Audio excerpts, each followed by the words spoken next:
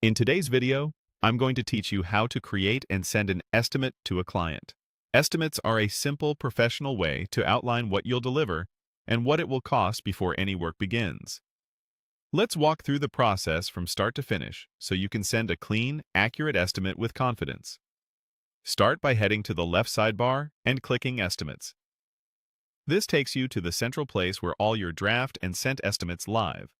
It's helpful to keep this organized so you can quickly track what's pending and what's been approved. Now click Create New, then choose Estimate.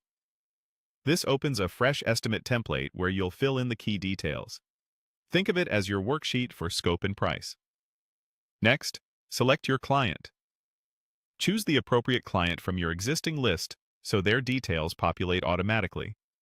This ensures everything is addressed correctly and helps with tracking later. Make sure you're picking the right contact, especially if your client has multiple projects or departments.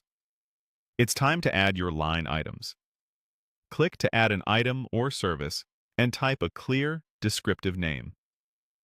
Be specific enough that your client immediately understands what's included. If you're billing for time, label it as hours or sessions.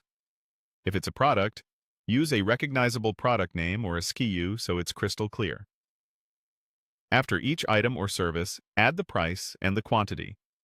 The price is the per unit or per hour amount, and the quantity is how many units or hours you're quoting. As you enter these, the estimate will calculate the totals for you. Take a moment to confirm the math looks right. A quick double check here prevents back and forth later.